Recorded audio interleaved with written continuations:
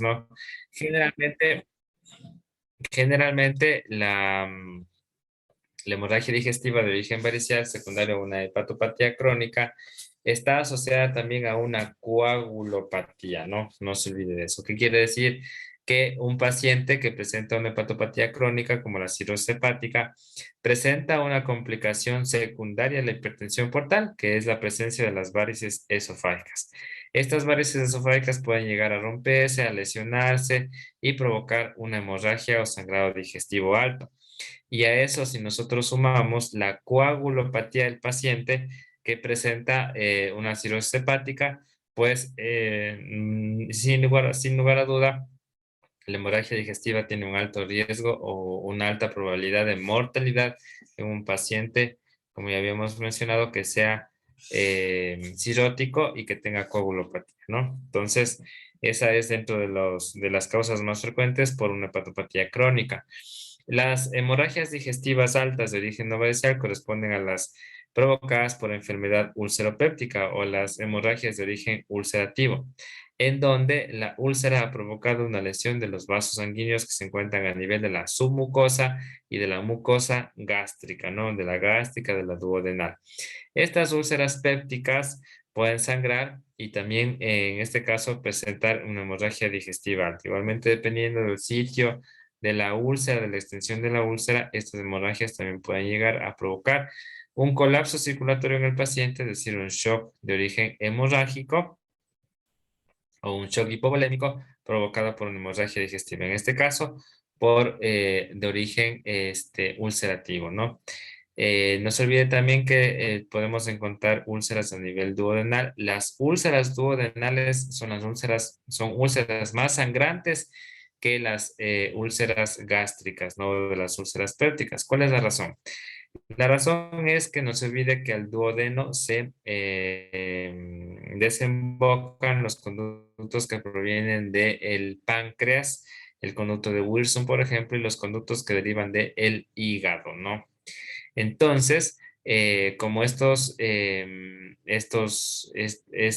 conductos, tanto el hepático como el pancreático que derivan en el duodeno, tienen que estar altamente vascularizada la zona del duodeno. Por eso, si es que nosotros encontramos una úlcera duodenal, el riesgo de que el paciente presente un sangrado es más alto o a su vez, si es que presenta una mayor, o sea, no, si presenta una úlcera duodenal, presenta un mayor riesgo de presentar un shock hipovolémico, un shock hemorrágico debido a la presencia, como ya les había mencionado, de una gran cantidad de vasos sanguíneos localizados a nivel del duodeno, ¿no? Entonces son las principales hemorragias digestivas que se pueden presentar a nivel del tracto digestivo.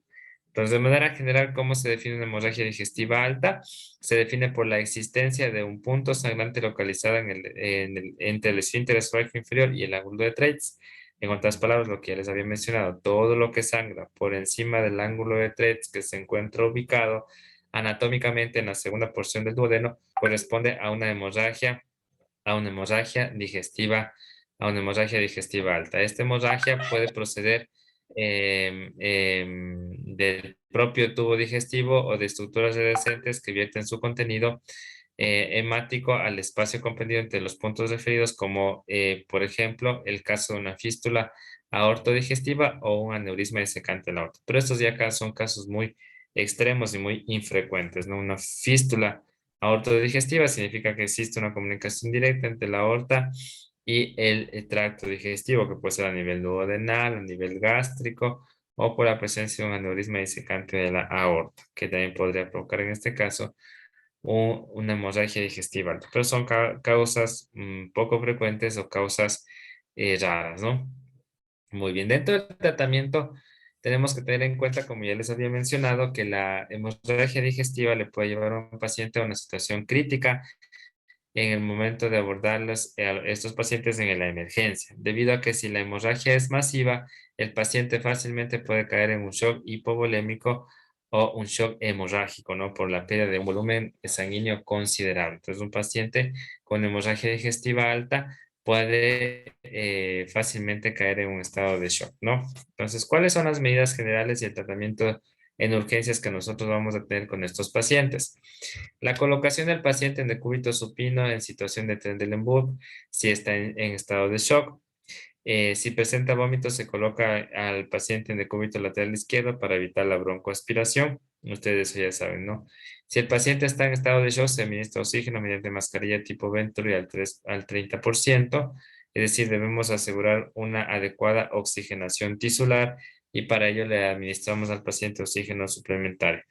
Medición de la presión arterial y la frecuencia cardíaca en decúbito y en bipedestación, si el estado del paciente lo permite. Hay que realizar una canalización de una vía venosa periférica, preferiblemente con un catéter central de inserción periférica de 14 o 16 de medida, ¿no? Si no hay repercusión hemodinámica, infundir solución salina fisiológica a un ritmo de 21 gotas por minuto, 63 ml. ¿Qué significa que un paciente no tenga repercusión hemodinámica? Que su presión arterial esté estable, esté en el torno de los 120-80, que no esté taquicárdico, es decir, si hablamos de un adulto que no está con una frecuencia cardíaca mayor a 100 latidos por minuto, que no esté hipoxémico, ¿no? Que no presente saturaciones, por ejemplo, a nivel de ambato, ya les había señalado, por la altura a la cual nosotros nos encontramos, que corresponden aproximadamente a 2.600 metros sobre el nivel del mar.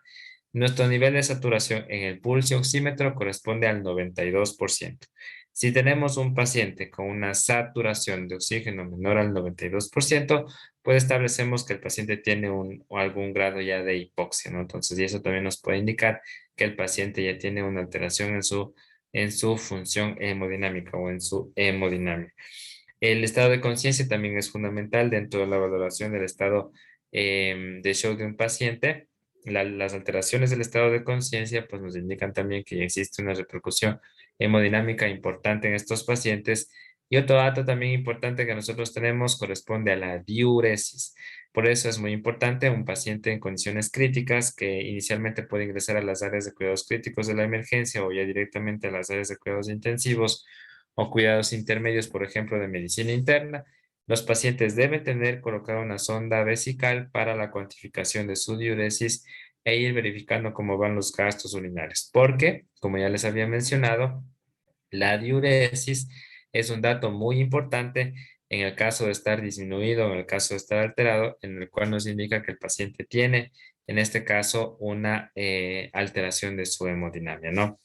Si hay una afectación hemodinámica, hay que reponer la volemia, porque no se olvide que un paciente con hemorragia digestiva alta en condiciones críticas pierde volumen y por lo tanto entra en un estado de shock hipovolémico. Para ello se infunden soluciones cristaloides. Las guías actuales igualmente del manejo del shock nos siguen mencionando que inicialmente nosotros debemos reanimar con líquidos, ¿no? En este caso líquidos isotónicos como las soluciones cristales o solución salina al 0,9% o lactato de Ringer por vía intravenosa mediante cargas sucesivas de 300 ml. Es decir, esto, em, ¿qué significa esto?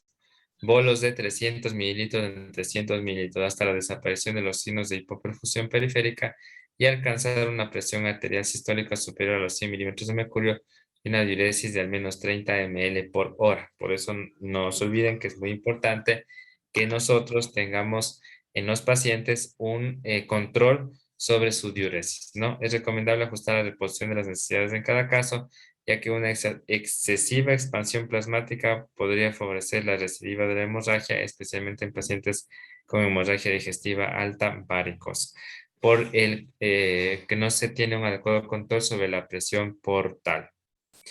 Hay que hacer un sondaje vesical, como ya les había mencionado, y la medición de la diuresis horaria, se repercusión hemodinámica. Siempre es importante en primera instancia, colocarles a los pacientes sondas vesicales para la cuantificación de su diuresis, ¿no?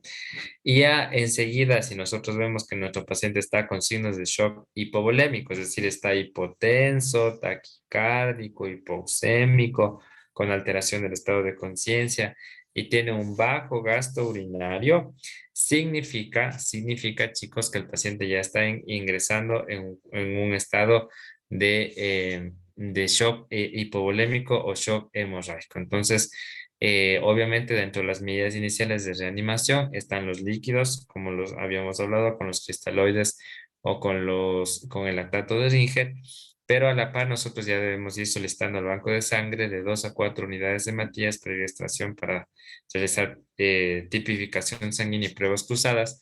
En caso de hemorragia exsanguinante, ¿qué quiere decir esto? Que el paciente está destapado en hemorragia, que es típico de los pacientes con cirrosis, se debe administrar un grupo RH compatible o sangre de un grupo RH negativo. No se olvide que el RH negativo es el donante universal sin realizar pruebas cruzadas. Pero este en el caso extremo, donde el paciente está con una hemorragia digestiva masiva, está vomite y vomite y vomite y vomite sangre, es decir, está con una hematemesis masiva y no vamos a alcanzar a hacer las pruebas cruzadas, la tipificación sanguínea. Entonces ahí justificamos la administración de un grupo sanguíneo de un grupo sanguíneo compatible o un grupo ORH negativo para compensar en este caso la volemia del paciente, ¿no? Por una pérdida masiva, en este caso, de sangre. ¿Cuáles son las medidas hemostáticas específicas que nosotros tenemos en un paciente con hemorragia digestiva? Entonces, no se olvide, lo primero que nosotros debemos hacer en un paciente con hemorragia digestiva, aplicamos los mismos principios de la valoración primaria y la valoración secundaria en el área de emergencia. La valoración primaria, no se olvide, se orienta a establecer cómo está la hemodinamia del paciente. Si tengo un paciente hemodinámicamente estable o tengo un paciente hemodinámicamente estable. En otras palabras, si tengo un paciente chocado, un paciente estable o incluso en casos extremos tengo un paciente muerto sin signos vitales, ¿no?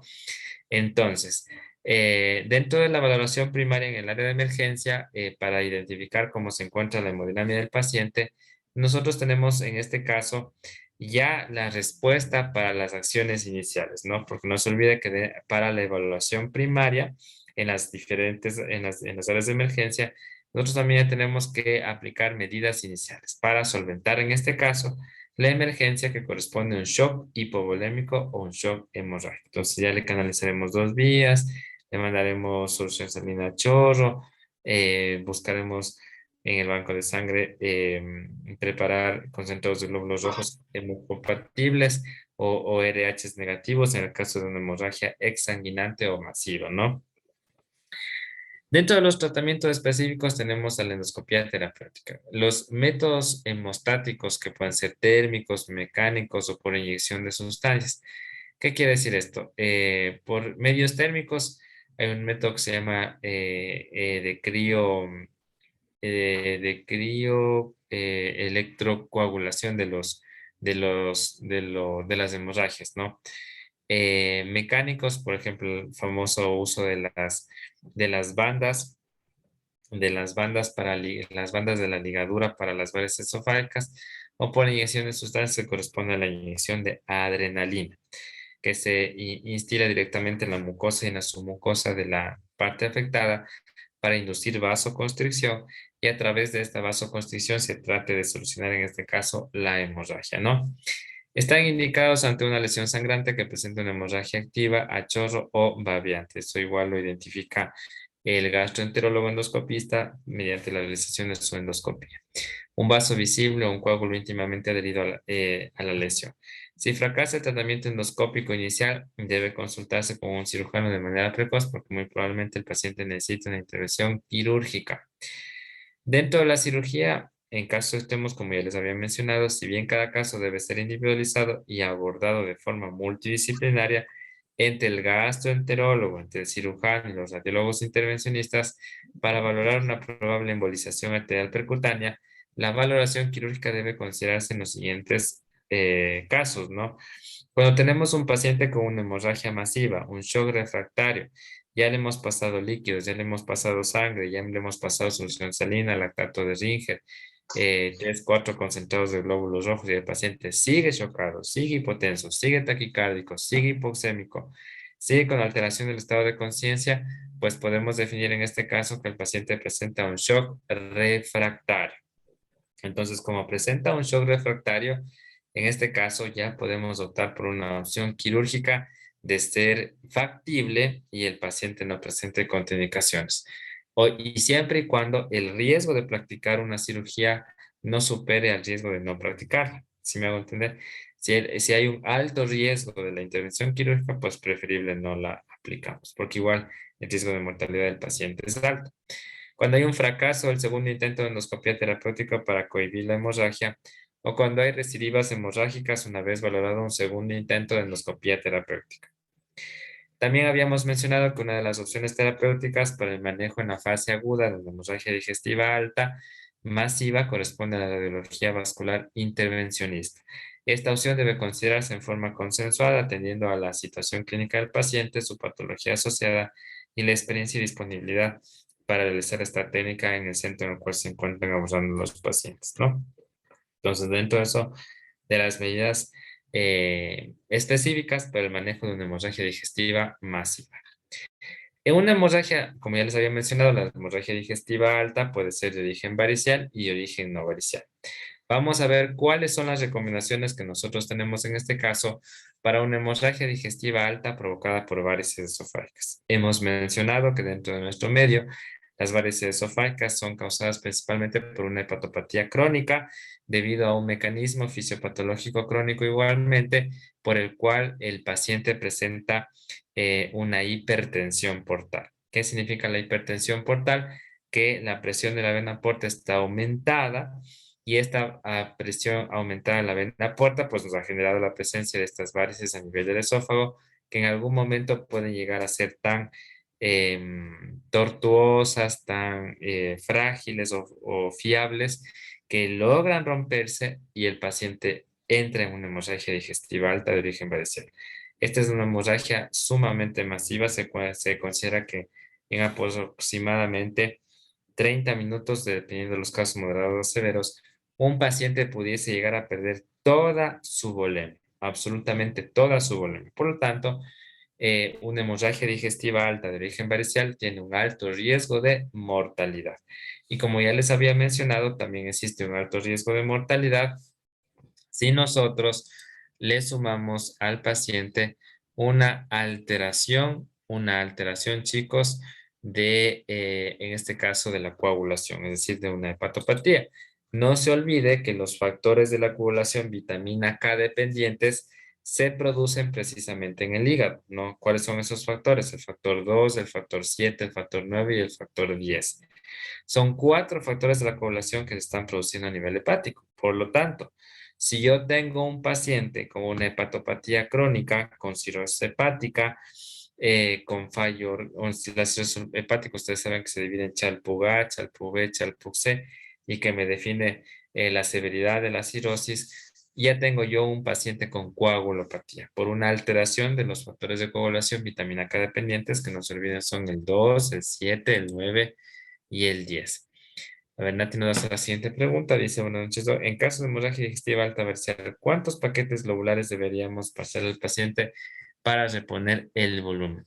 La respuesta correcta es los que le den, ya, los que le den, porque dentro del manejo del show, ya vamos a ver aquí más adelante, vamos a pasarle al paciente soluciones en bolo, ¿no? Porque si el paciente no tiene presión, no tiene presión o tiene una presión muy baja, tiene apenas perceptible el pulso, pues tiene un alto riesgo de presentar una parada cardiorrespiratoria. Entonces, las transfusiones masivas tranquilamente se pueden pasar hasta 10, 12 concentrados de glóbulos rojos. Es igual dependiendo, como ya les había mencionado, de la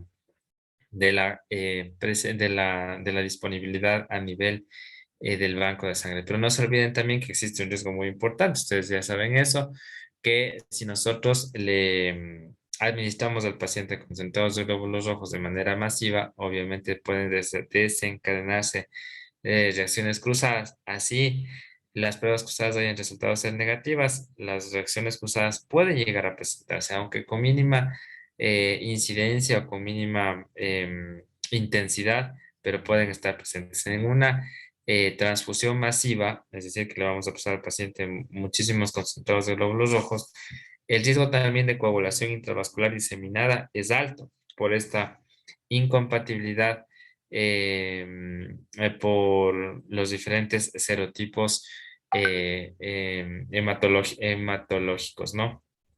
Entonces, de ahí nosotros tenemos que tener en cuenta que como ya les había mencionado, estas, estas opciones que nosotros tenemos en la parte terapéutica, de una hemorragia digestiva alta, corresponde a un shock hemorrágico grado 4, ya un shock hemorrágico grado 4 de origen espontáneo. Ustedes muy bien saben también que los shocks hemorrágicos pueden ser igual traumáticos y atraumáticos. En este caso, que estamos hablando de una hemorragia digestiva alta, pues es de origen atraumático, ya sea provocado en este caso por una en este caso por una hemorragia digestiva o también por una hemorragia digestiva de origen varicel o de origen ulcerativo, ¿no?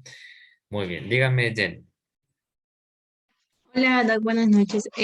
Pues según lo que usted comentaba, bueno, nos Mm. explicaba de la cirrosis hepática, ¿no? ¿Qué Ajá, tan efectiva es la ligadura de estas varices esofágicas en un paciente ya adulto mayor de 66 años, por ejemplo? ya, o sea, es un mecanismo de profilaxis, en este caso sería una profilaxis. Si el paciente sangró, es una profilaxis secundaria. Si el paciente no sangró, es una profilaxis primaria. ¿Qué significa eso? De manera general, todo paciente con cirrosis hepática, obviamente, ustedes saben que la mayor parte de casos de cirrosis hepática en nuestro medio corresponden a una cirrosis hepática alcohólica. Si el paciente ha dejado de tomar bebidas alcohólicas, está aplicado a un adecuado tratamiento terapéutico, pues le vamos a hacer una endoscopia digestiva alta para verificar si tiene o no tiene varices esofágicas, porque obviamente sabemos que su cirrosis hepática aumenta de manera muy importante la presencia de una hemorragia digestiva de origen varicel secundario, como ya saben, a esto de las varices. Entonces, un paciente puede hacerse una no necesariamente, por ejemplo, la cirrosis hepática es secundaria a una hepatopatía alcohólica. También hay las famosas hepatopatías autoinmunes o la cirrosis autoinmune, ¿no? Entonces, en una hepatitis autoinmune, obviamente ahí el paciente o la paciente no es que ha sido alcohólico crónico ni ha abusado de los medicamentos hepatotóxicos, etcétera, o herbarios para desarrollar un fallo hepático. Entonces, en este sentido, la paciente o el paciente debería someterse a una endoscopia digestiva alta para buscar, en este caso, la presencia de varices esofágicas. Si encontramos varices esofágicas, el gastroenterólogo debería ligar las más grandes o la que tiene mayor probabilidad de sangrado. Ahí aplicamos una profilaxis primaria, porque sabemos que la hepatopatía del paciente, sus varices esofágicas, tienen un alto riesgo de sangrar, por eso se aplican las ligaduras, se ligan las varices, y esto reduce de manera muy importante el riesgo de sangrado. Ahora, si un paciente ya sangró, o ahorita está ingresado un paciente con hemorragia digestiva alta, que es cirrótico, que es alcohólico, que vive hasta la actualidad, que por ejemplo ahorita está con un síndrome de abstinencia, con un estado de alteración de la coagulación. Entonces, es muy poco probable que en este caso, al realizar una endoscopia digestiva, obviamente se le aplicaría una ligadura de sus varices, pero no garantizamos en este caso que vaya a cumplir su efecto, ¿no? De inhibir la hemorragia y de evitar una recidiva de la hemorragia. Pero de manera general, las bandas, obviamente esto es operador dependiente, ¿no? Porque el endoscopista es el que coloca las bandas, ¿no? Entonces, a veces las bandas igual se sueltan y no sirve de nada. Entonces, unas bandas colocadas adecuadamente en una fase previa a la aparición de una hemorragia podrían resultar ser muy eficaces para prevenir en este caso la aparición de una hemorragia digestiva, ¿no? Eso sí, sí tiene su importancia, ¿no? Sí me entendió la pregunta, Jenny. Sí, Doc, muchas gracias. Ya.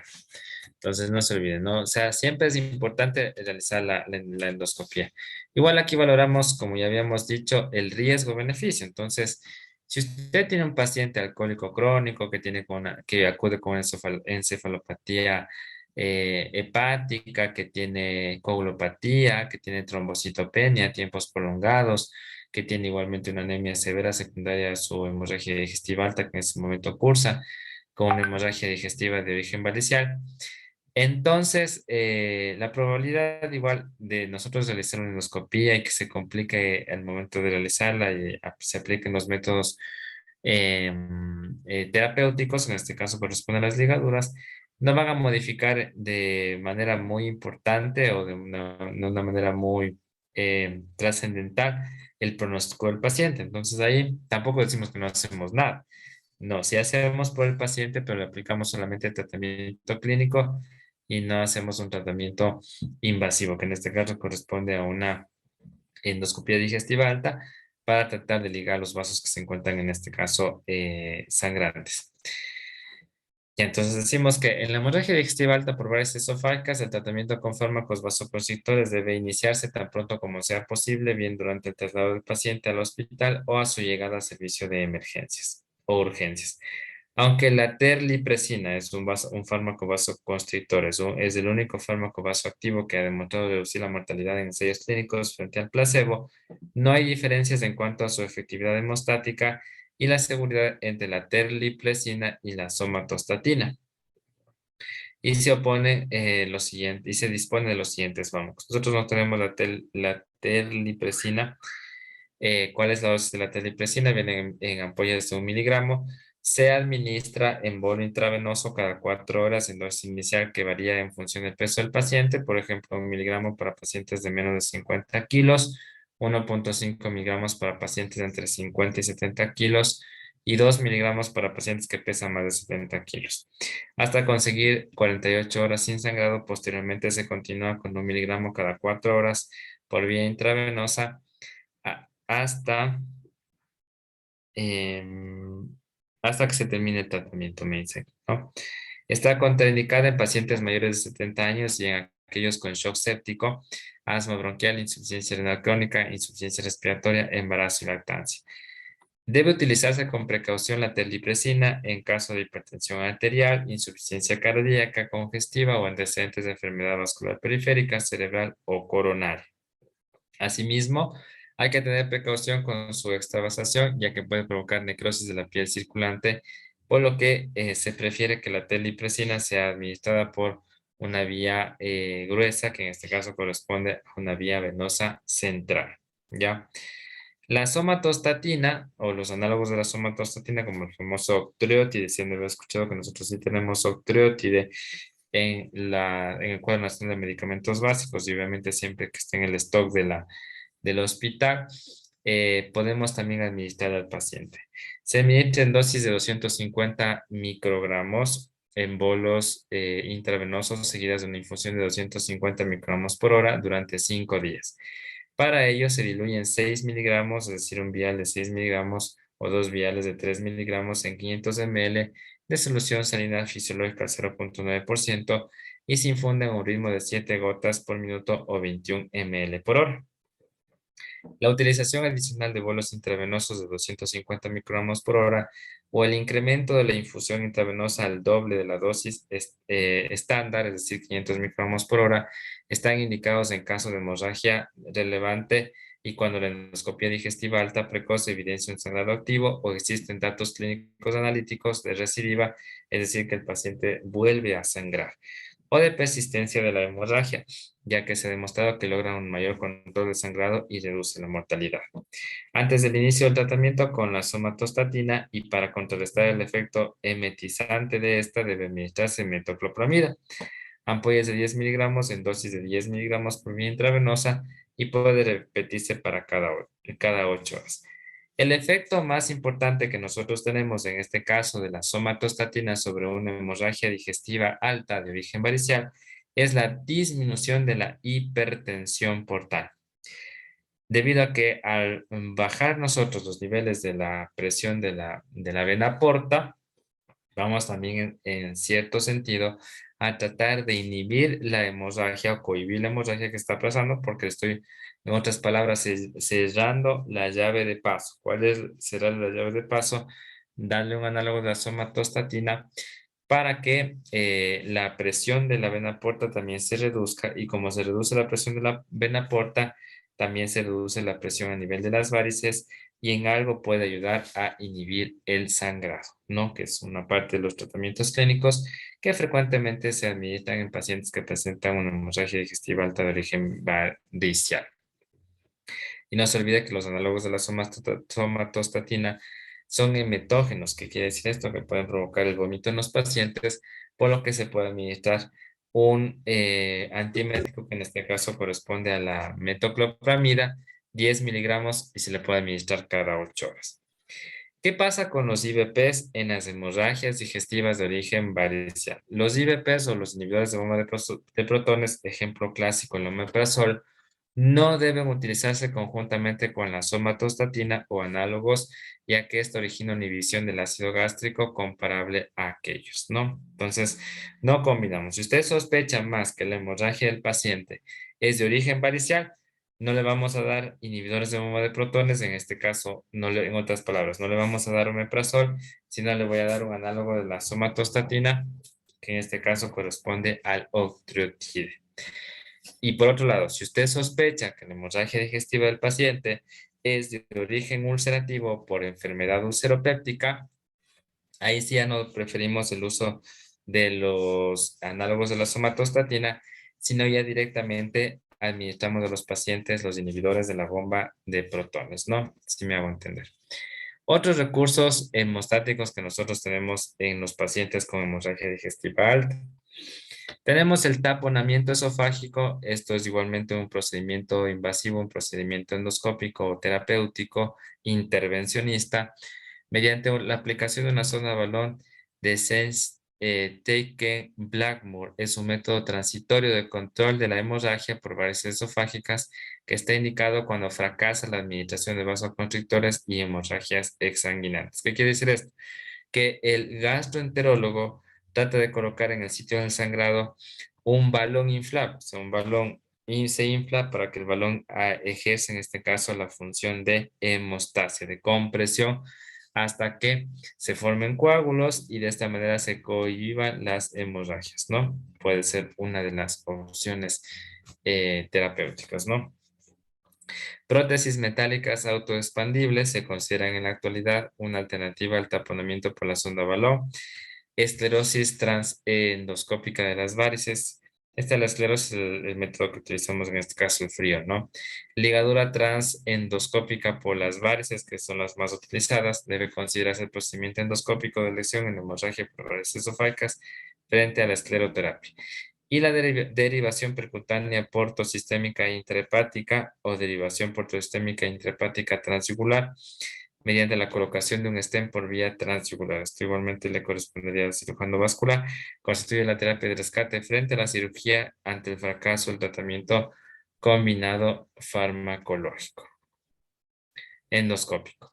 Debe completarse su indicación precoz en las primeras 72 horas tras el tratamiento combinado en pacientes con estadios B de patopatía alcohólica, de patopatía crónica, perdón, en sangrado activo, en hemorragia digestiva alta y si el paciente tiene una escala de Child-Pugh-C. Acuérdese que la escala de Child-Pugh nos sirve a nosotros para identificar el estadio clínico de un paciente con cirrosis hepática. Tenemos un Child-Pugh-A, un Child-Pugh-B, un Child-Pugh-C.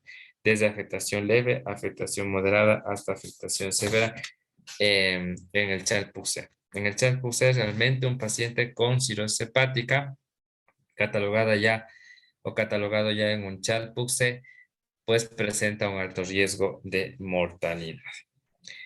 Dentro del tratamiento de ingreso, ¿qué medidas generales tenemos que tener un paciente con hemorragia digestiva alta de origen varicel que estamos hablando ahorita?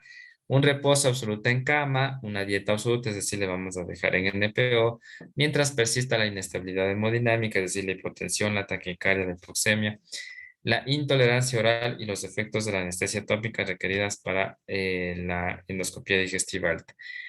En ausencia de estas y una vez realizada la endoscopia, si no hay hemorragia activa ni signo de sangrado recientes, puede iniciarse una dieta líquida, como por ejemplo leche o manzanilla, o si tolera, se continúa ya con una dieta blanda.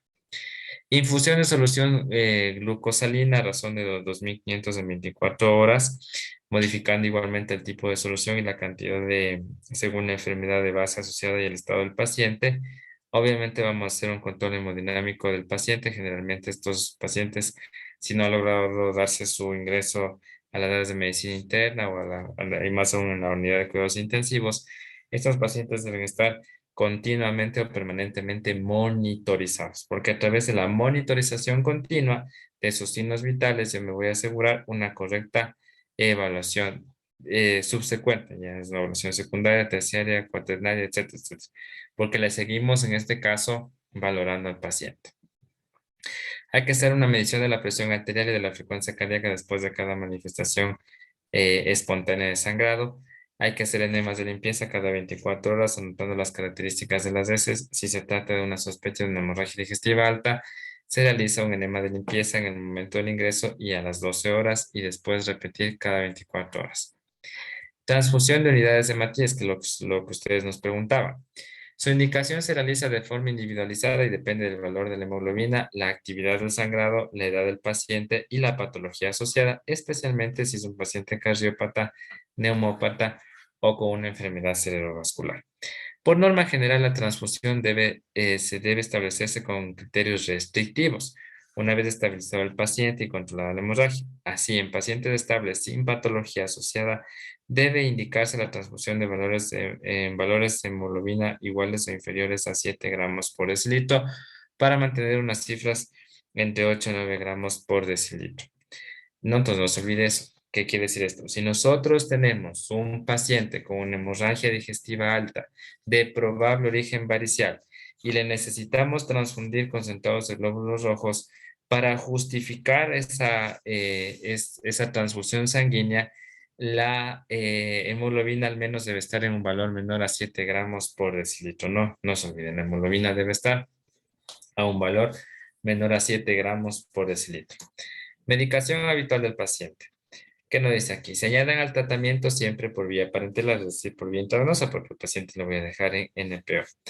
Los fármacos que el paciente estaba recibiendo y que sean de vital importancia para su enfermedad de base, como digitales, teofilina, insulina, anticonvulsivantes, etcétera.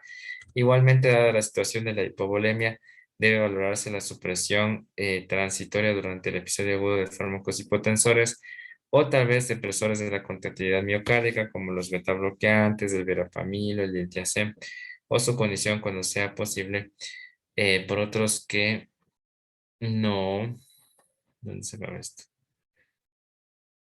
Que no sean estas parecidas a estas acciones, ¿no? ¿Qué significa esto, chicos, cuando dice aquí?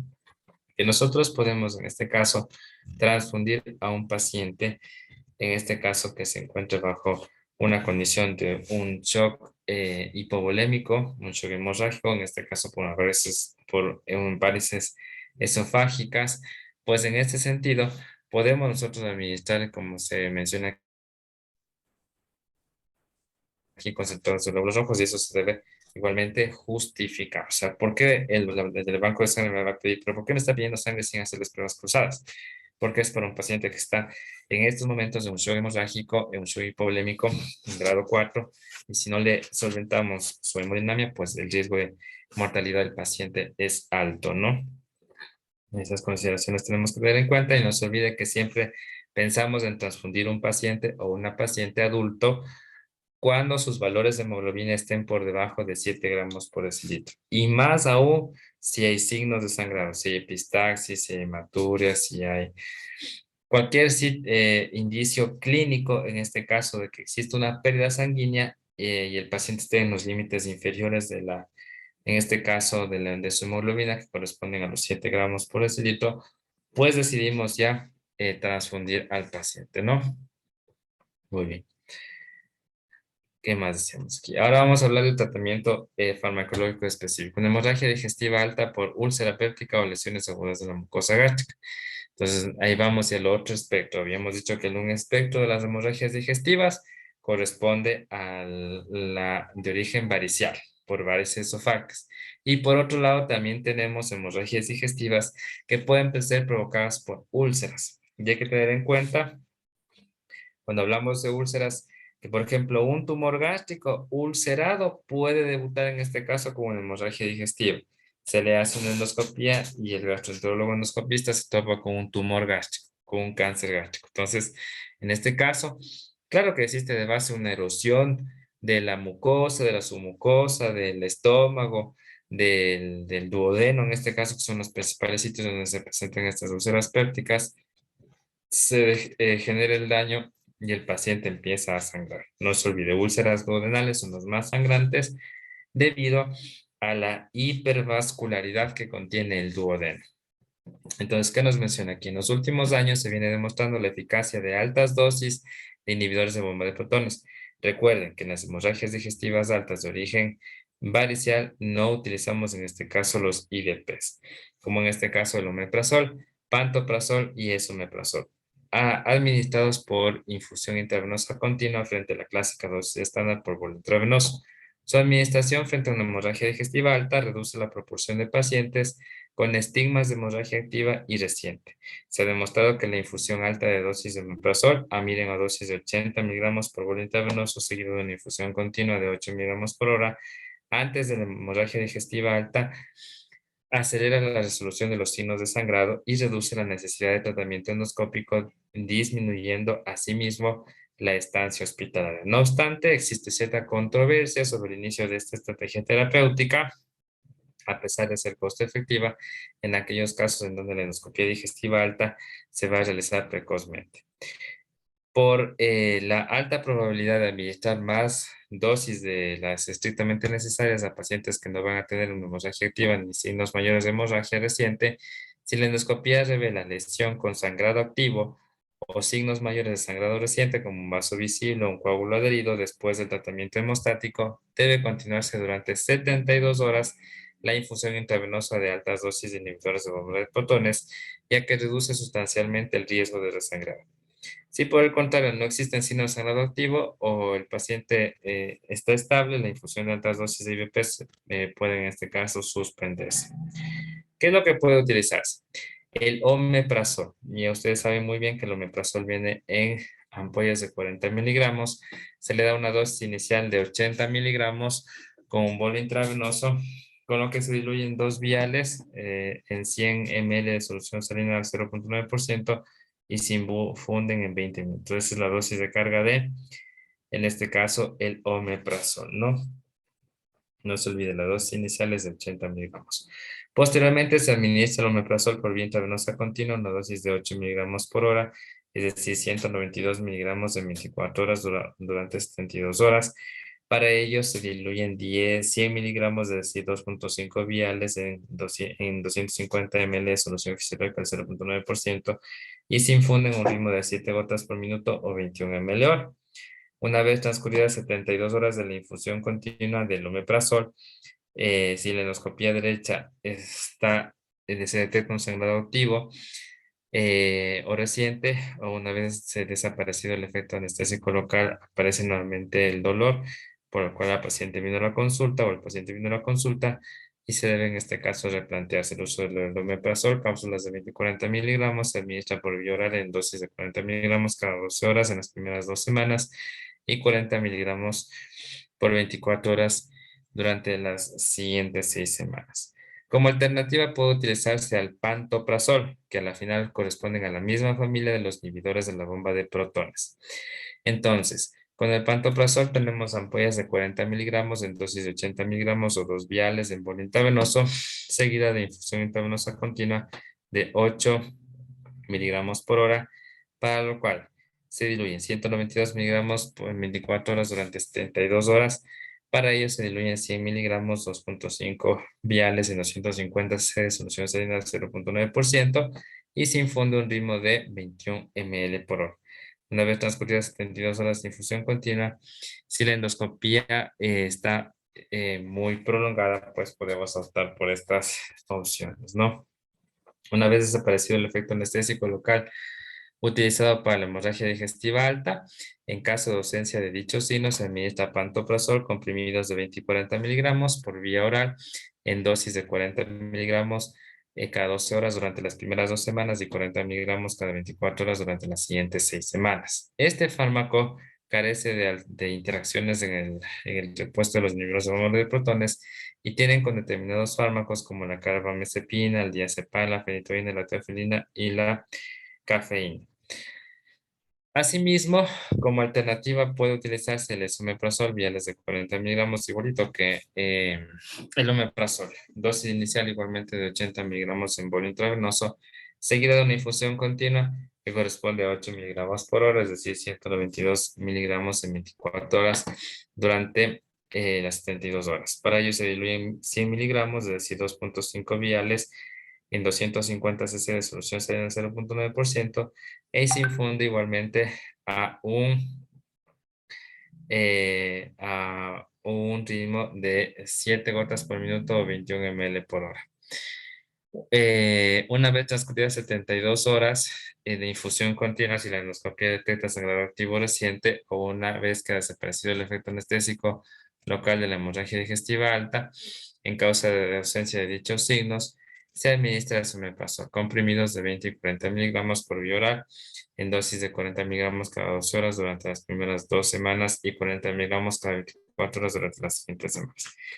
¿Qué es lo práctico dentro de nuestro medio? Nosotros contamos con el omeprazol, ¿no? El omeprazol viene en ampollas, ustedes saben muy bien, de 40 miligramos. Le podemos dar al paciente una carga de 80 miligramos de omeprazol, es decir, 2 ampollas.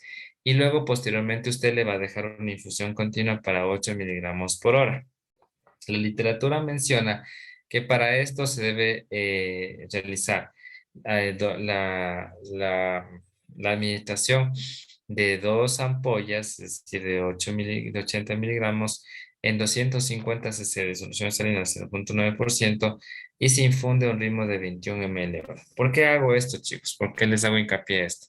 Porque igual varios ensayos clínicos han demostrado que el omeprazol precipita después de las 72 horas, perdón, después de las 12 horas, es decir, podemos infundirle máximo hasta 12 horas y luego la licenciada tiene que volver a preparar la solución porque el omeprazol tiene un alto riesgo de precipitar. Si precipita, ya no tiene su efecto inhibidor de bomba de protones a nivel de la mucosa gástrica o de la mucosa intestinal.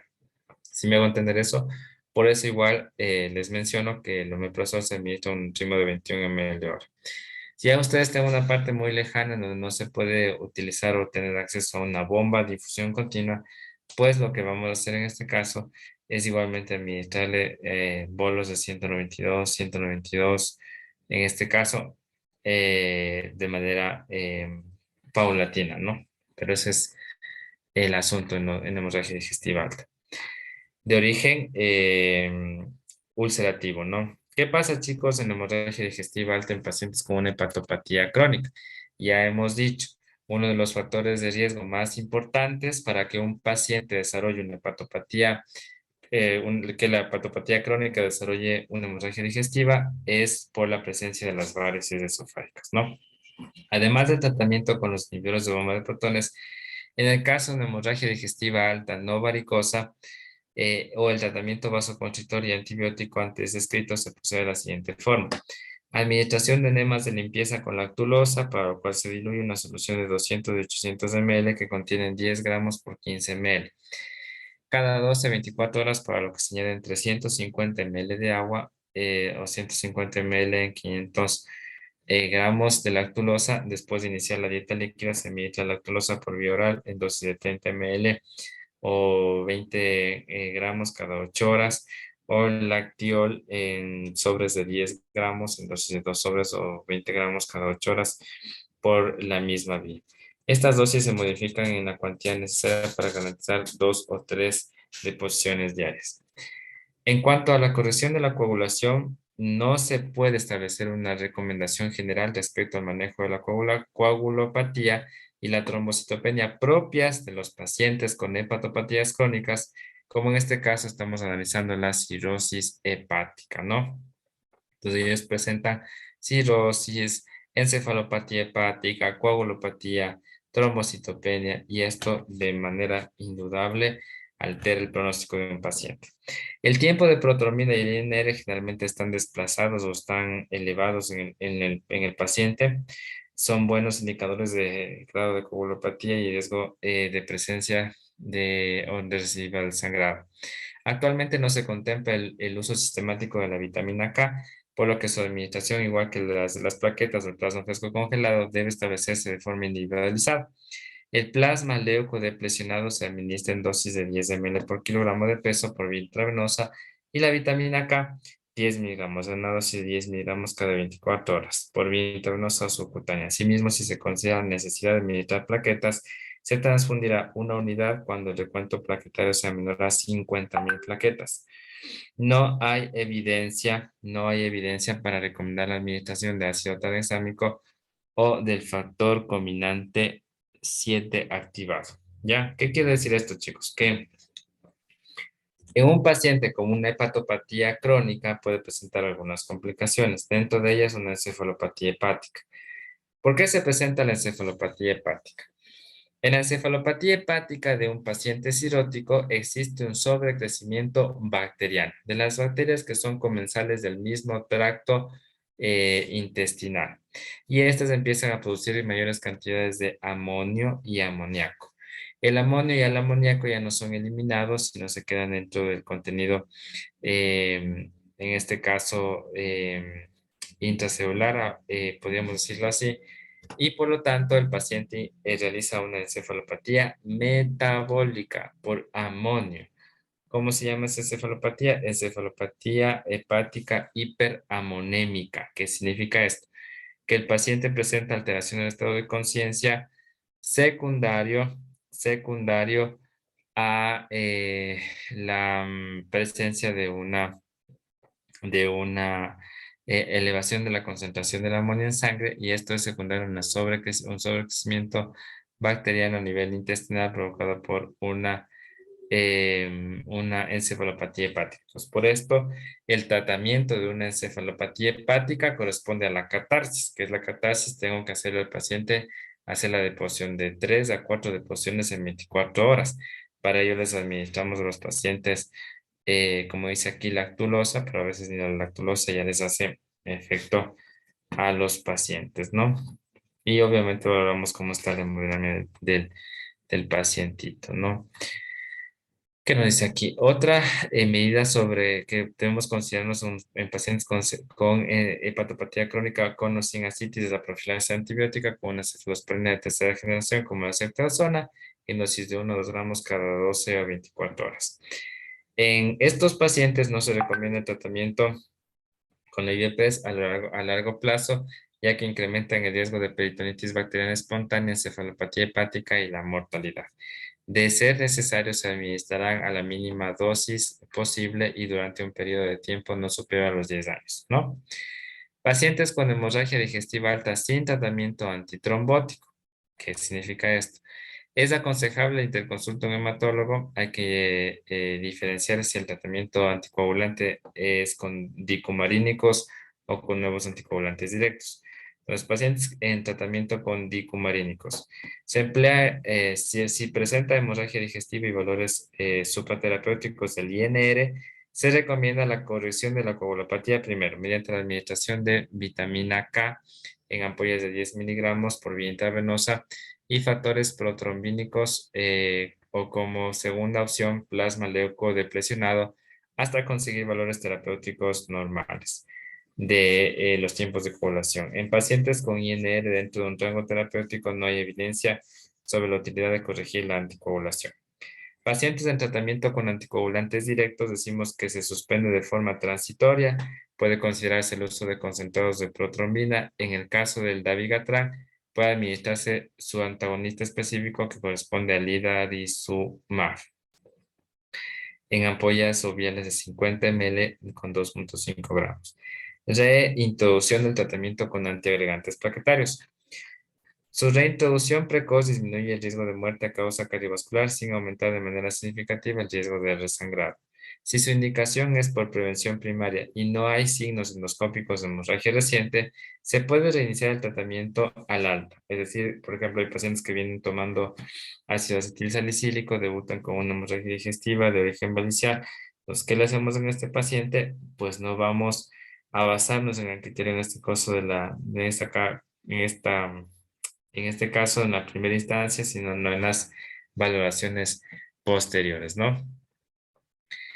Si la antiagregación es por prevención secundaria en enfermedad cardiovascular y en paciente que solo tomaba ácido salicílico, se reinicia de manera inmediata si no hay signos de sangrado, ¿no? De hemorragia digestiva alta y a partir del tercer día si lo hay. Esa es igual a la clasificación de los FORRES de la hemorragia digestiva. Si el paciente toma doble antiagregación y se mantiene si no hay signos de sangrado reciente y si los hay, se continúa solo con el ácido acetilsalicílico y se suspende clopidogrel durante 3 a 7 semanas. El tratamiento con anticoagulantes orales tenemos los dicumarínicos. La reintroducción debe hacerse de forma individualizada en cada caso. ¿Qué más dice? Si el riesgo de tromboembólico es moderado o alto según la escala de Chasbacks, no se olvide que la escala de Chasbacks nos sirve a nosotros para determinar el riesgo, en este caso de que un paciente presente un evento trombótico, en el caso de tener una fibrilación auricular. Y si hay signo de sangrado reciente, se reinicia la anticoagulación antes de los primeros 5 a 7 días, con tratamiento puente con heparina de bajo peso molecular. Si el riesgo tromboembólico es bajo o no hay signos de sangrado reciente, independientemente del riesgo tromboembólico del paciente, se reinicia el tratamiento anticoagulante entre los días 3 a 15 del espacio del episodio hemorrágico. A partir del cuarto día comienza sería seguro con un tratamiento puente ya con inhibidores de bomba de protones. En cuanto a los anticoagulantes, perdón, de heparinas de bajo peso molecular. Anticoagulantes directos. ¿Cuáles son los anticoagulantes directos? El rivaroxaban, el apixaban, el dabigatran y el endosaban. ¿Qué significa esto, chicos? Los anticoagulantes directos antes se denominaban los famosos anticoagulantes, los nuevos anticoagulantes, y se les decía nacos, ya, pero ahora no son tan nacos los anticoagulantes nuevos porque ya no son tan nuevos, tienen ya más de 10 años en el mercado.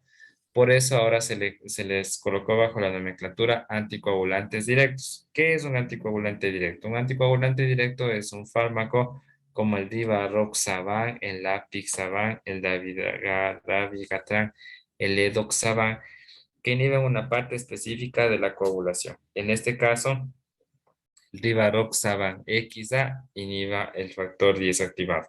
El apixaban XA de apixa van igualmente inhibe el factor de riesgo que corresponde a la apixaban. El dabigatran igual y el edoxaban igual, ¿no? No se dispone de recomendaciones acerca del manejo de reintroducirlos, por lo que parece juicioso actuar como en caso de los dicumarínicos en función del riesgo tromboembólico y de la existencia o ausencia de signos de sangrado reciente. Después de un episodio de una hemorragia digestiva alta en un paciente en tratamiento con dicumarínicos que tomaba el paciente anticoagulantes en casa, debe valorarse su situación por anticoagulante directo y de utilizarlo para darle un menor riesgo de sangrado, como por ejemplo la pixaban y el edoxaban. Tratamiento de erradicación del Helicobacter pylori. En muchas de las ocasiones, la enfermedad ulceropéptica de un paciente está provocada por la infección por Helicobacter pylori. Y esto, como hemos visto, le puede llevar a un proceso de hemorragia digestiva alta. Entonces, para prevenir esto, si es que se ha logrado establecer la presencia del Helicobacter pylori, debemos dar un tratamiento de erradicación del Helicobacter pylori. Que no se olviden ustedes que el Helicobacter pylori es una bacteria que se encuentra alojada en la submucosa del estómago, ¿no? Y se ha adaptado a vivir a ese pH sumamente bajo del estómago que está en alrededor de 4 o 5 más o menos.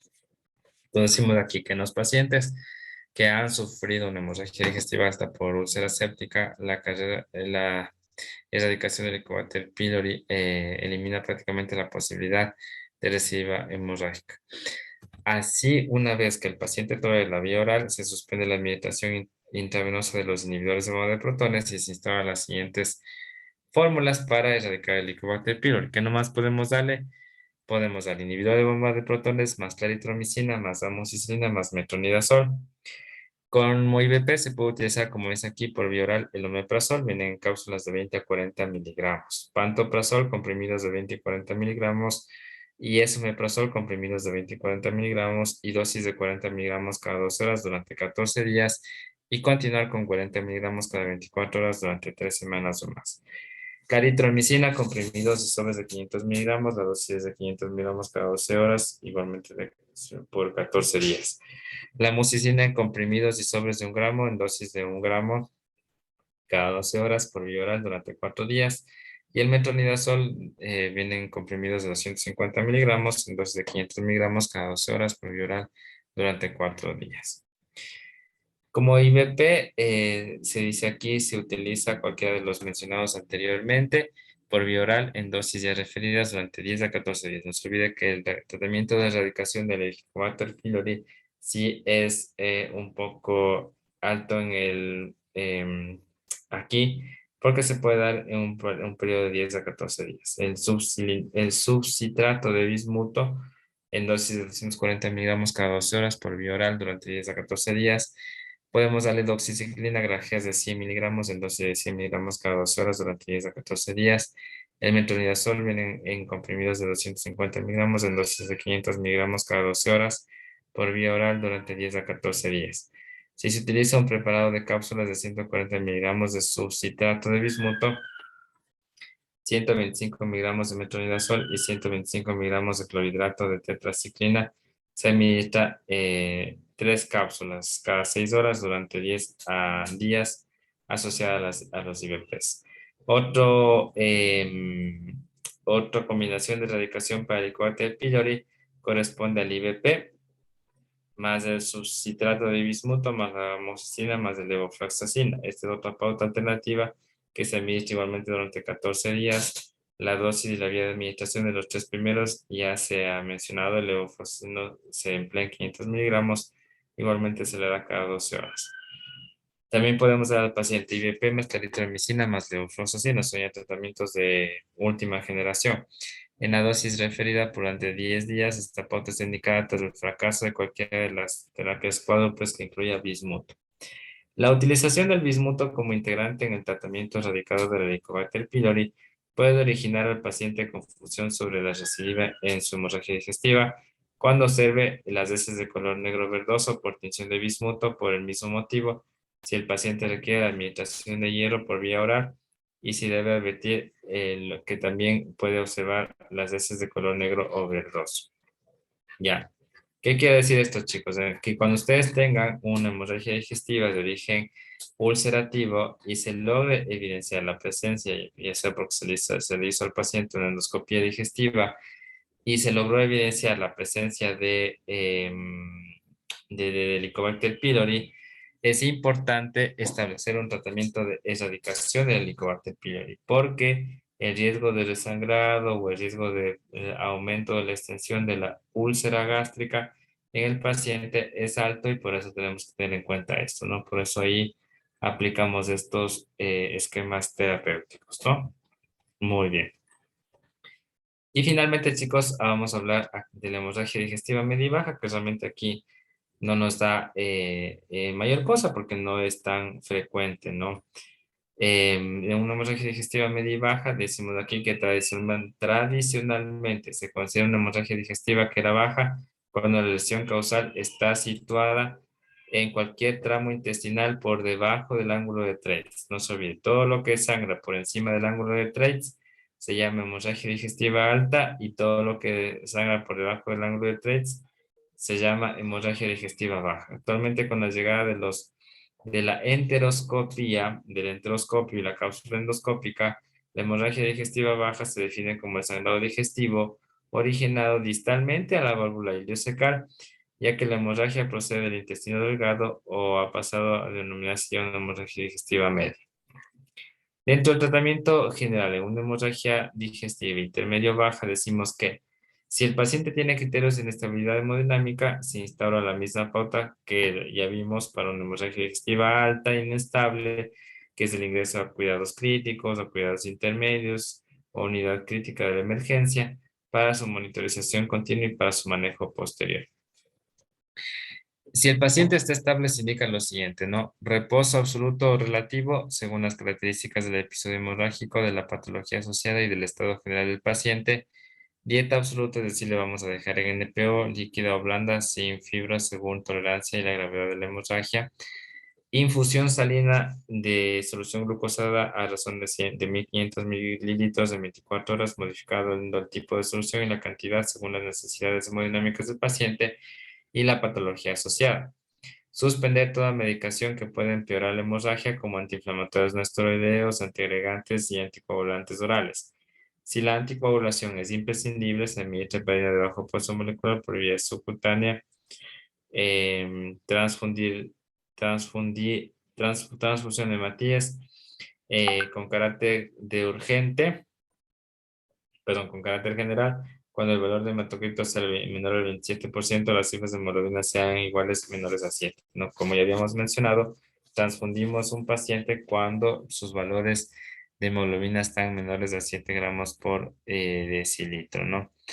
Si bien debe valorarse junto con la tolerancia clínica del paciente la existencia de una patología asociada como cardiopatía, enfermedad pulmonar obstructiva crónica, enfermedad cerebrovascular, en la que los criterios, en este caso de infusión, deben ser, en este caso, em, disminuidos, ¿no? Por la presencia de un descenso brusco de la hemoglobina y el hematocrito, ¿ya? Muy bien, chicos. ¿Alguna pregunta que tengan, por favor? ¿Sí entendieron? ¿Alguna pregunta? Entonces no se olviden, ¿no? Siempre dentro del manejo inicial de un paciente con hemorragia digestiva, siempre lo debemos considerar como un paciente con alto riesgo de shock hipovolémico, de shock hemorrágico. Por lo tanto, el paciente debería estar al menos monitorizado, al menos controlando su presión arterial, su frecuencia cardíaca, su saturación, controlar igualmente cómo está el estado de conciencia. Ya habíamos mencionado la diuresis, porque a través de esto pues nosotros podemos establecer cuál es la probable causa de la hemorragia. En la hemorragia digestiva podemos nosotros tener en cuenta que puede clasificarse como de origen varicial, como de origen no varicial. Las variciales generalmente son secundarias a hepatopatías, las no variciales son consecuencias de enfermedades ulceropépticas o úlcero duodenales, ¿no? Que están presentes a nivel del duodeno. Dice, ¿cuándo se recomienda volver a realizar una endoscopia luego de una hemorragia digestiva alta? Muy buena pregunta. Depende de qué lesión es la que se topó el gastroenterólogo. Por ejemplo, si el paciente debuta con una hemorragia digestiva alta y le encontramos un cáncer gástrico Borman 4, obviamente le vamos a hacer la biopsia, le vamos a hacer en este caso el estudio de la extensión, la localización del primario, si en este caso es el estómago, y la extensión. Entonces ahí sí sería muy importante repetirse, si le van a hacer al paciente un procedimiento quirúrgico como una gastrectomía, una quimioterapia, una radioterapia, después de que termine sus tratamientos. Pero un paciente, las guías mencionan, si no tiene ningún factor de riesgo para volver a sangrar o presenta una lesión importante, se debería volver a repetir en un lapso de 2 años, ¿no? Porque ya se hizo el control adecuado en la primera intervención endoscópica que nosotros tenemos en este caso. Entonces, sí es importante que verifiquemos qué tipo de lesión presenta el paciente, porque no es lo mismo un cáncer gástrico Borman 4, no es lo mismo unas varices esofágicas por una cirrosis hepática Child-Pugh-C, no es lo mismo una hemorragia digestiva alta secundaria a una úlcera péptica, una úlcera gástrica, una úlcera duodenal. Varían, ¿no? También acuérdense en que las úlceras duodenales son las que más sangran. Las úlceras duodenales son las que más sangran y por lo tanto el paciente tiene un mayor grado de recidiva y por lo tanto un mayor riesgo de mortalidad. Por eso ya está atento. Si el endoscopista logra detectar en este caso, una úlcera duodenal, debemos de tratar de manera más enfática debido a que de esta manera el paciente puede presentar alteración del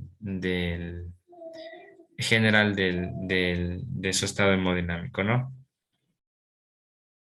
Sí, entienden, por favor, chicos.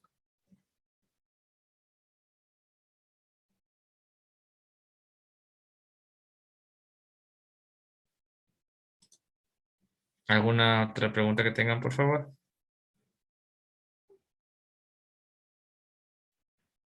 ¿Sí entendieron, chicos? Sí, doc, claro. Ya, entonces mañana vamos a ver complicaciones agudas de la diabetes. Ya vamos a ver cetosis diabética, estado hiperosmolar hiperglicémico y estado mixto, ya como parte de las complicaciones metabólicas de la diabetes. ¿Ya alguna pregunta que tengan, chicos? Ya, chicos. Entonces, si no hay preguntas, igualmente nos vemos el día de mañana, ¿ya?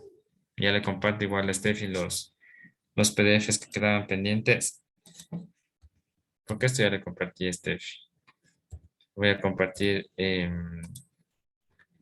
lo de Faredas del día de ayer que no le compartí, ¿no?